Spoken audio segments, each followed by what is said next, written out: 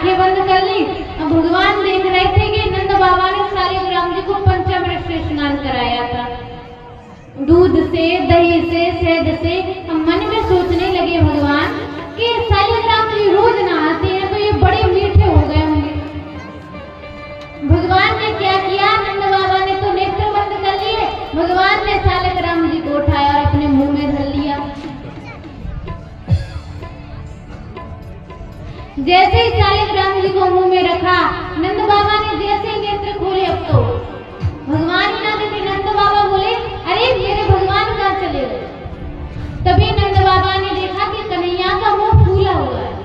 भगवान बोले, अब नंद बाबा बोले कि क्यों रे कन्हैया, हमारे भगवान कहाँ गए? भगवान ने सिर हिला दिया, हमें नहीं पता। नंद बाबा बोले, सांची सांची बताइयो कहाँ गए? फिर सिर हिला दिया, नहीं पता।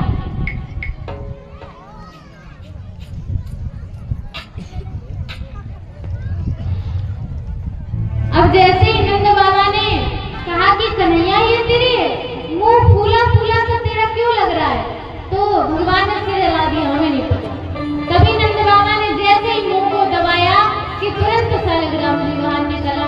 नंद बाबा बोले, कन्हैया तेने हमारे भगवान मुंह में धर ली।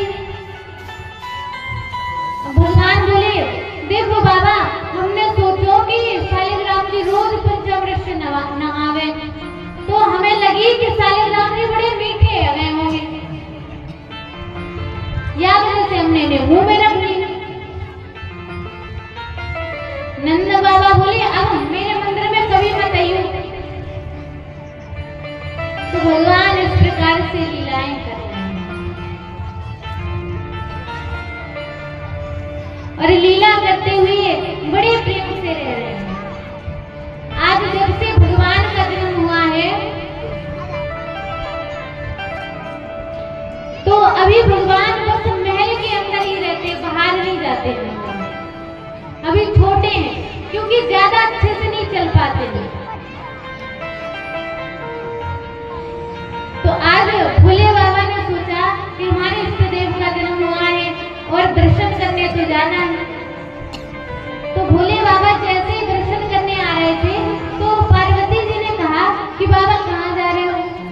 भोले बाबा बोले, देवी हमारे इष्ट देव का जन्म हुआ है तो हम उनके दर्शन करने जा रहे हैं। माता पार्वती बोली, बाबा तुमने अपना भेष देखो है? भोले बाबा बोले, हाँ। माता पार्वती बोली, यहाँ भेष में जाओगे तो ब्रज में तुम्हें कोई प्रवेश भी नहीं करने देगा। भोले बाबा बोले, तो क्या करें? माता पार्वती बोले, इष्ट देव के दर्शन करने जा रहे हो, सज धज जाओ, तैयार हो जाओ, पगड़ी सगड़ी लगा लो, फिर जाओ इष्ट देव के दर्शन करने। भोले बाबा को लगा कि सही कह रही है पार्वती जी। भोले बाबा ने पगड़ी लगाई, धोती पहनी, तैयार हुए और जैसे ही सर्प उतार करके रखा, जाने ही वाले थे कि सर्प बोल उठा, वाह महाराज, मैंने आपका दुख सुख में साथ दिया और आज जब इष्ट देव की बारी आई तो आप मुझे छोड़कर जाने लगे। भोले बाबा बोले, अरे बेटे तुझे कैसे भूल सकता हूँ, मैं तो पार्वती की बातों में बहकावे में आ गया था और फिर से वही भेष बनाया और चल दिया।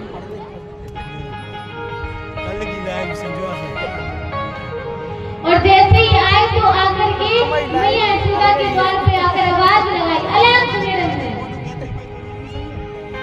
जैसे ही आवाज लगाई, मैया बोली, अरे गोपी जयूरी जरा देख के ये द्वार पे कौन खड़ो है?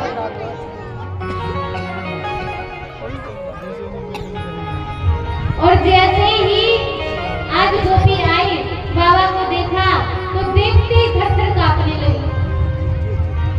मैया यशोदा से बोली, मैया कोई द्वार पे जोगी आए हुए हैं। मैया यशोदा महाराज जैसे ही मैया यशोदा ने देखा तो देखते ही एकदम स्तब्ध रह गई, थर-थर कांपने लगी। मैया यशोदा हाथ जोड़ के बोली, बाबा जी क्या लेओगे? सोना लेओगे कि चांदी लेओगे कि भोजन पाओगे? मैया यशोदा बोली, कहाँ से पधारे हो बाबा जी? भोले बाबा बोले, हम बड़ी दूर से हिमालय के गुफा से आए जैसे ही भोले बाबा ने कहा, मैया यशोदा बोली अच्छा तो कहा लोगी, सोना चांदी के भोजन पाओगे। भोले बाबा बोले नारी मैया ये सब नहीं चाहिए हमको, अगर तुमको हमसे चाहिए तो सोना चांदी ले ले। मैया बोली फिर क्या चाहिए? भोले बाबा बोले हमें तो तेरे लाला के दर्शन करने हैं, बस अपने लाला के एक बार दर्शन कराए। मैया बोली कहा गई बाबा फिर से कहियो जरा। भोले बाबा बोले तेरे लाला के दर्शन करने हैं। मैया बोली बाबा तूने अपना भेष देखो है? अरे तेरी भेष को देख के मैं बड़ी बुढ़ी है डर लगे, तो मेरा लाला तो अभी नेक सोचा है, वो तो देख के डर जाएगा। और सोच तेरे गले से कोई सांप पूरा उतर के हमारे लाला के ऊपर चढ़ गए हो फिर क्या होगा? भोले बाबा बोले अरे मैया तेरो लाला इन सांप फूलन से नहीं रहे, तेरो लाला तो शेष नाग की सैया पर सोता है, इनसे नहीं डरता वो। मैया बोली बाबा लगे तो कहीं गलत एड्रेस पे आ गए हो।